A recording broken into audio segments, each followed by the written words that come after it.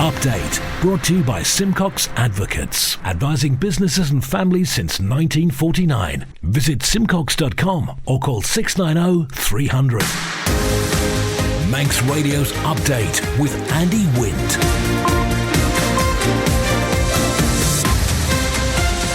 Faster Mai, good evening. It's 5:30. This is Update for Wednesday, 17th of May 2023 from Manx Radio. 30 minutes to look at the latest news on the island and background to that news and sport and business and Sea Watch and travel updates. And the newsmakers in person this evening, David Ashford MHK on the Ranson-Magson relationship.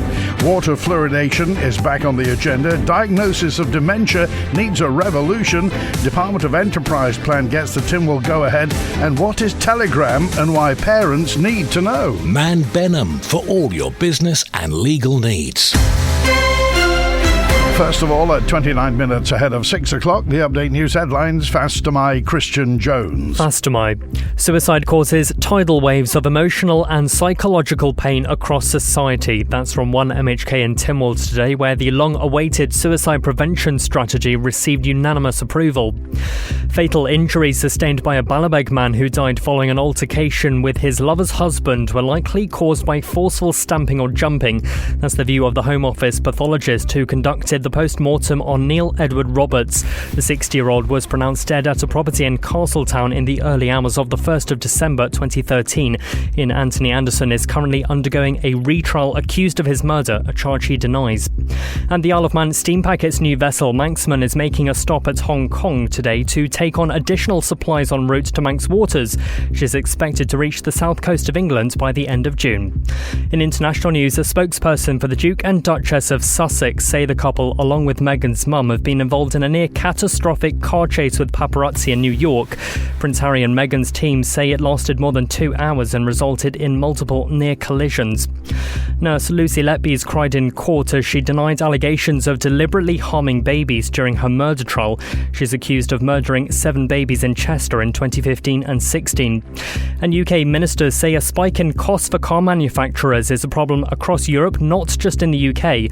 It's after Vauxhall's parent company said some future British jobs could be at risk if elements of an EU trade deal aren't renegotiated. Those are the updated news headlines. Next at 6. Man Benham. Contact us by phone, video call, email or face-to-face. We're happy to connect with you. Manx Radio Weather with Manx Glass and Glazing. Goromaya, thank you, Christian, from the Ronaldsway Met Office. There's no wind warning in operation for the North Irish Sea. State of sea is smooth or slight. Ben McCree just heading in to the inner reaches of the bay at the moment in Douglas. We're in the link span in the next 20 minutes or so. Tonight, dry with some late brightness. Overnight minimum is 11 degrees. For tomorrow, Thursday, Jordan, dry and bright to kick off with light to moderate west-southwest wind. It will be cloudier later, up to 15 degrees through the afternoon. Low and thick cloud possible after dark tomorrow, and some rain through the night. Low temperature 10 Celsius. Into Jehenya, dry with sunny intervals on Friday. A light to moderate northwesterly. High temperature 16 degrees. Low water was about 25 minutes ago. Sunsets at 18 minutes past 9, high tide 5 past 11 tonight, sunrise 10 past 5 tomorrow morning, the morning low water 17 minutes past 5, and the morning high tide at 19 minutes past 11. Visit the Manx Glass and Glazing website and see a range of products from windows to doors, mirrors to splashbacks. manxglass.com. The former Health Minister David Ashford MHK says he regrets not being aware of the deteriorating relations existing between Dr. Rosalind Ranson and Catherine Magson. Speaking on the subject for the first time since he resigned, Mr. Ashford says his attention was on the big picture. I suppose my one personal regret is I didn't realise the scale of what was being actually happening. Ministers don't involve themselves in personnel matters. While I knew there were tensions between the CEO and the medical director, and I personally expressed some concerns to the then Chief Secretary on 2 different occasions about their working relationship, I didn't realise the sheer depths that it had actually sunk to. And of course some of the correspondence between various different officers that came out during the tribunal, had I known it before, or seen that correspondence before January 2022, which is when the disclosure was done and the full bundle became available, then who knows. But you know, you can't go back in history. I I was the Minister of the Department at the time. I resigned because I thought it was the right and honourable thing to do, despite the fact I didn't have direct involvement, and we are where we are today. Well, the first thing we've got to say, and this isn't an excuse, by the way, we're in the middle of a worldwide pandemic. As Minister, I had my own job to do as well. Ministers do not involve themselves in line management matters. In fact, they're specifically excluded, as you well know, Phil, under the government code. The first thing a minister has to do on taking office is sign it, and it is a has, not a may, has to sign a delegation for all line management matters to the CEO. So it's not an excuse, but with the pandemic, everyone was run ragged, everyone was rushing around, and DHSC is a department of 3,000 odd staff, with the best will in the world. If anyone thinks they can take on and become Minister of the Department of that and know every single thing that's going on or how every working relationship is going, then I'd urge them to stand for election and become Minister for DHSC, because they can clearly do a better job than most. Fluoridation has divided the opinion of Tynwald members. The Social Affairs Policy Review Committee report on oral health in our children was presented this week. It included a request from COMIN, the Council of Ministers, for a research paper to be prepared exploring fluoridation of drinking water. Chair of the Social Affairs Committee, Anne Corlett, MHK, is one of those against it. I will be voting against it because I just think it distracts from the issue. And as I say, Social Affairs Policy Review Committee never considered that. And I mentioned when I was speaking there, the Scottish Dental Association have made huge strides in oral health. And their comment in their report was that they had considered fluoridation, but that there were more achievable ways to impact positively on everybody's oral health. I'd say everyone has their opinion of this. It's never been supported up to now. There is a cost to doing research into it, a cost to implementing it. That's apart from the fact that, we all drink water. Is it right to force mass medication onto people? Toothpaste includes fluoride. If you really wanted to take extra, you can buy fluoride tablets. That for me is not the way forward. A real effort needs to be made with the waiting lists, because if children can't even get to see a dentist, that has to be the starting point too, doesn't it? At a very early age, children should be going to the dentist and taught how to clean their teeth properly. This is the most listened to Isle of Man news source, and Manx Radio's Update is the Isle of Man's most downloaded news podcast. Fatal injuries sustained by a Ballabeg man who died following an altercation with his lover's husband were likely caused by forceful stamping or jumping. The view of the UK Home Office pathologist who conducted the post-mortem on Neil Edward Roberts. Manx Radio's Tessa Hawley was at Douglas Courthouse today. This report contains details you may find distressing. The 60-year-old was pronounced dead at a property on Queen Street in Castletown in the early hours of the 1st of December 2013. Ian Anthony Anderson is currently undergoing a retrial accused of his murder. At Douglas Courthouse today, Dr. William Lawler took the jury through Mr. Roberts' injuries that he'd recorded following his death, highlighting 40 external injuries to multiple areas of his body. Mr. Lawler told jurors he'd also catalogued multiple internal injuries. These included a fractured skull, bleeding around the brain, which he said was the effect of shaking, and internal bruising to his neck, which he described as fairly substantial. Fractures to the jaw, cheeks, eye sockets and nose were also highlighted. Mr. Roberts' cause of death was recorded as intraperitoneal hemorrhage in the abdominal cavity as a result of blunt force disruption of the pancreas. I think that this man must have been subjected to a considerable amount of blunt force trauma, the pathologist told jurors. It was, he said, his opinion that Mr. Roberts' facial injuries had been caused by repeated forceful stamping or even jumping upon, adding, "This is forceful, this is severe." Addressing the injuries to his neck, he added, "I think stamping upon is the most likely explanation," and the injuries to his chest, something like forceful stamping or jumping upon. Questioning the injuries to his abdomen, Peter Wright QC asked, "Is it the same?" "Oh yes," Dr. Lawler replied.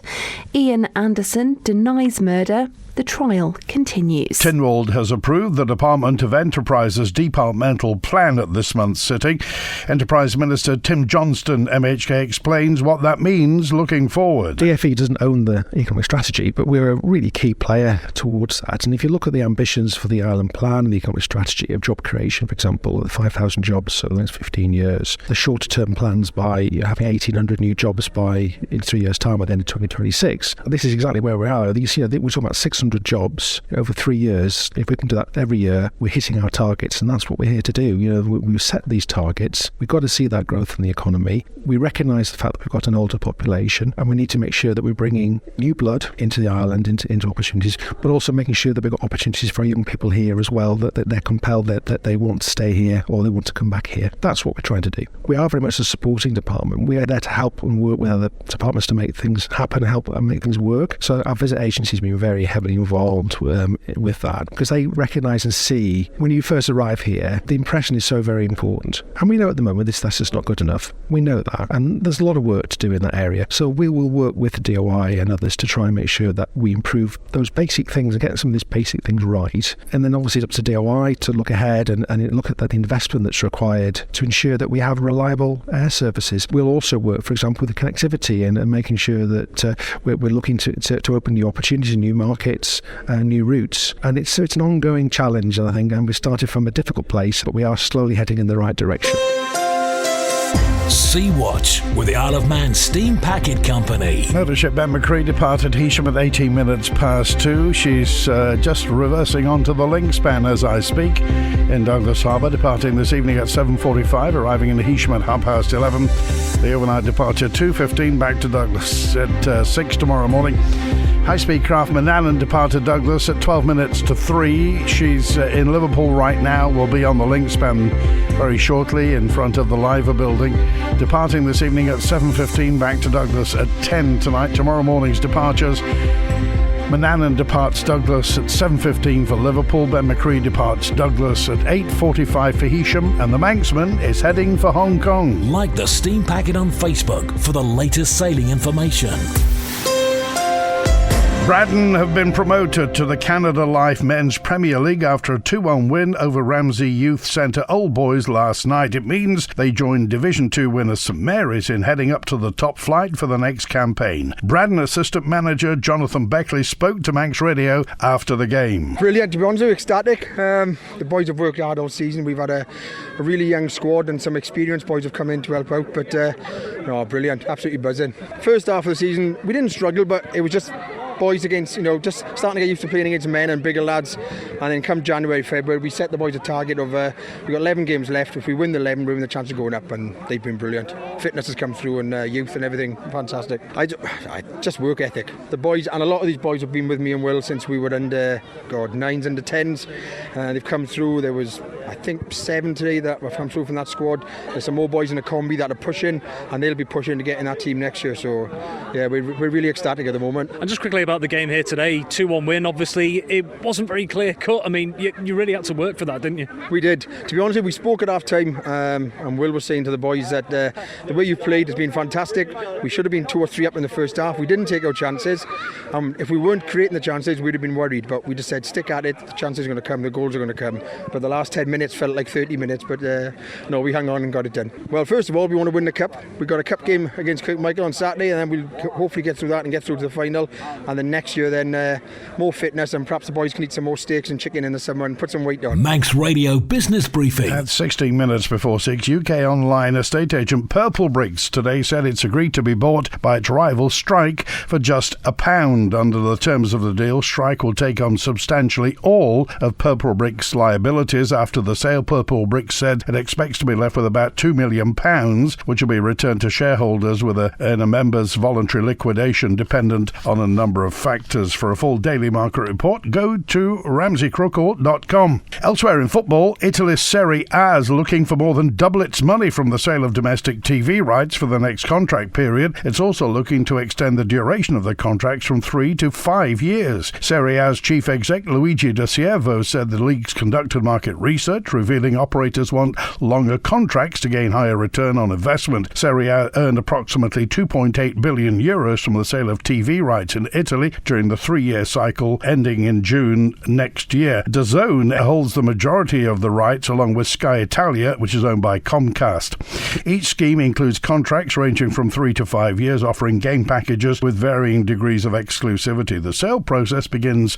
next month, with the league targeting €3.6 billion for a 3-year contract and €7.2 billion for 5 years. The Stock Market Report. Brought to you by Ramsey Crookall. UK and European markets were mixed. The dollar rose as traders trimmed bets on a Fed rate cut. Oil rose even after a surprise rise in US crude inventories. Gold retreated as the dollar advanced. The numbers now from Ramsey Crookall. At the close in London, the FTSE 100 down almost 0.4% at 7,723. The DAX in Frankfurt closed up 0.33% at 15,951. A short time ago in New York City, the Dow Jones Industrial up almost 0.5% at 33,159. The Nasdaq Tech Stocks Index is up almost 0.5% at 12,400. And in Chicago, the S&P 500 up almost 0.5% again at 4,128. In the exchange markets, the British pound sterling trading at $1 24.8 cents, €1 15.1 cents, and 24 South African rand 2.9 cents. In commodities, gold's down 1/3% at $1,982 per troy ounce, and a barrel of Brent crude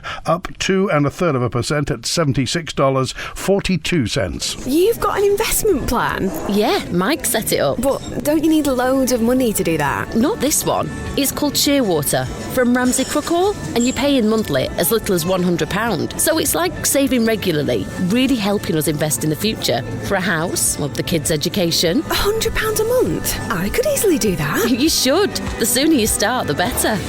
Invest in your future with as little as £100 a month. Shearwater from Ramsey Crookall, the island's investment specialist for 75 years. Call 717171 or visit ramseycrookall.com.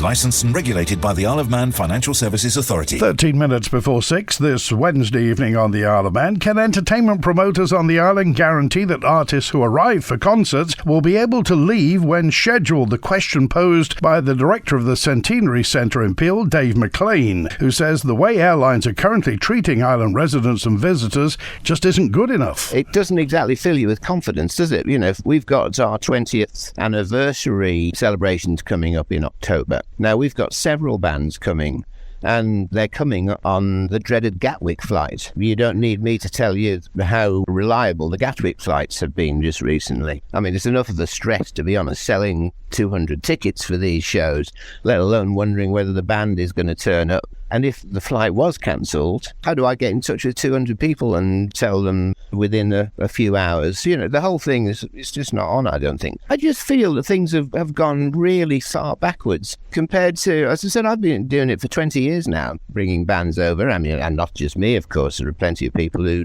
do it much more than I do. You know, many promoters on the island. You know, I'm a very small fish. But, you know, I have been doing it for 20 years. And without a doubt, things have got substantially worse. Now, I'm not sure what it is, whether it's to do with the airlines, whether it's to do with the airport, or whatever it is. But, I mean, all I ask is that within limits, nobody can sort of budget for really bad weather and that sort of thing. You know, we all have to put up with that if you live on an island. But, you know, within reason, I would like to think that if I book a flight, that there's a reasonable chance that the people who are going to be on that flight are actually going to arrive at the island and then be able to go back on the flight the next day. I mean, I don't think it's too much to ask.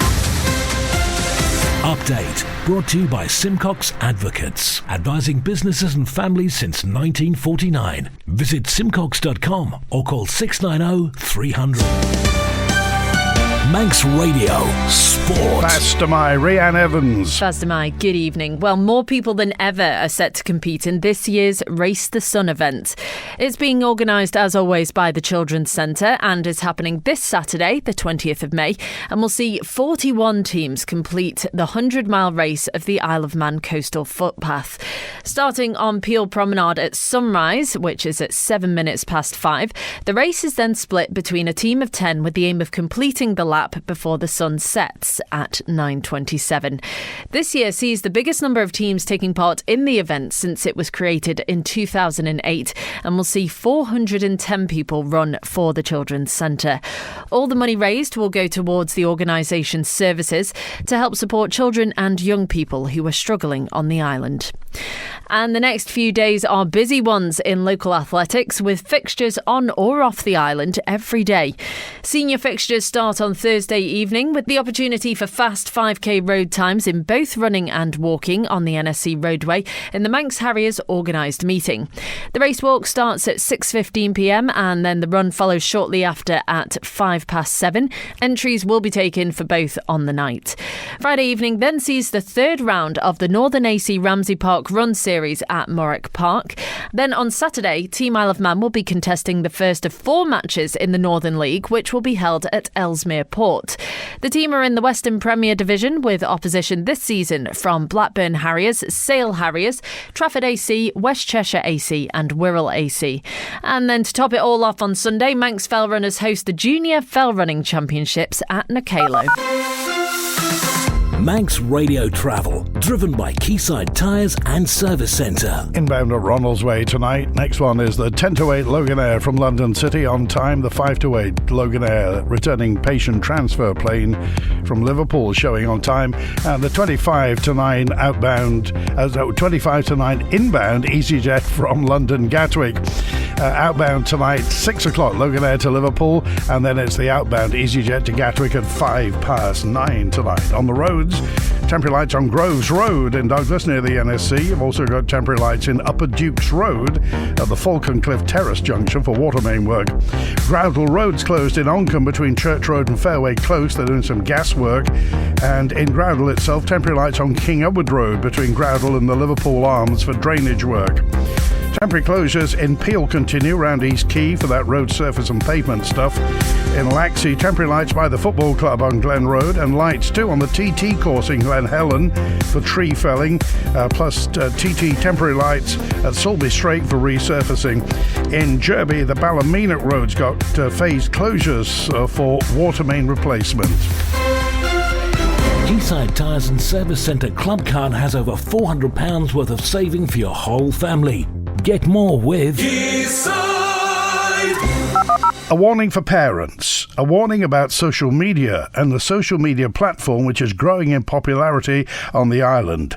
Telegram is not new, but appears to be overtaking the likes of WhatsApp for some young people. The story from Beth Espy. The minimum age for using Telegram should be 17, but as with other social media platforms, it appears to be used by those who are much younger. There's no need to provide identification for using the app, and so no way to confidently verify that users are who they say they are. Telegram is free to use, but offers a monthly membership which increases download speeds and adds other features. So it may be that children are able to sign up to this without their parents' knowledge if they have access to payment. There are also concerns that Telegram could leave children open to cyberbullying, and messages in groups can be forwarded as well, potentially meaning images and texts are seen by people they weren't intended for. Telegram relies on users' self-moderation, meaning it has the potential for illegal or inappropriate content. It also offers a secret chat feature, meaning messages delete after a specified period of time, and that can make it difficult to prove that someone's been abusive or inappropriate on the app. The advice for parents and carers is to check the app's privacy controls if your child does use it, discuss security with them, report any unsafe content, and make sure your payment methods are protected to prevent any unexpected purchases. Update brought to you by Simcox Advocates. Fastaby, good evening, and remember to like Manx Radio on social media, on Facebook, subscribe to our YouTube channel, and if you use Twitter or LinkedIn, follow Manx Radio, and your Twitter or LinkedIn feed will tell you the moment that the Update podcast is published and available to listen to, usually about 30 minutes after the end of the broadcast. To mark Dementia Action Week, the Alzheimer's Society is highlighting the need for a revolution in dementia diagnosis. The story from Rhiannon Evans. According to statistics from Alzheimer's Society, every 3 minutes someone will develop dementia. But only 63% of people with dementia in England currently have received a diagnosis. That's almost 4 points below the national ambition of 66.7%. The charity says that they know there are an estimated 900,000 people living with dementia in the UK, including 1,300 people here in the Isle of Man. After 20 years with no new Alzheimer's drugs, there are now 2 potential new treatments that seem to be able to slow the progression of the disease, and another 141 drugs in clinical trials. But the charity says it is impossible to give someone a drug if you don't know they have the disease. And so the emphasis is now on timely and consistent dementia diagnosis. To mark Dementia Action Week, a number of events are being held here on the island. Tomorrow, Alzheimer's Society Isle of Man will be at the Ramsey Roadshow in the ShopRite car park between 10 a.m. and 3 p.m. And on Friday, they'll be at the Manx Decaf Flower Power themed disco at Douglas Golf Club between 2 and 4 p.m. That's it for Update Tonight, compiled from the resources of Manx Radio's news department. Thanks to newsreader Christian Jones, producer Rhiannon Evans. After the news at 6 o'clock, we're in the world of arts with Howie Kane and Spotlight, the greatest hits with Chris Kindley at 6:30. It's Wednesday, so it's Opera Hour with Ernie Thorne at 9 tonight, and Rhiannon's back tonight with the Late Show After Hours from 10 o'clock. Well, Pre-TT starts at Milan a week on Friday, and the big show starts a week on Monday. TT 2023. WINT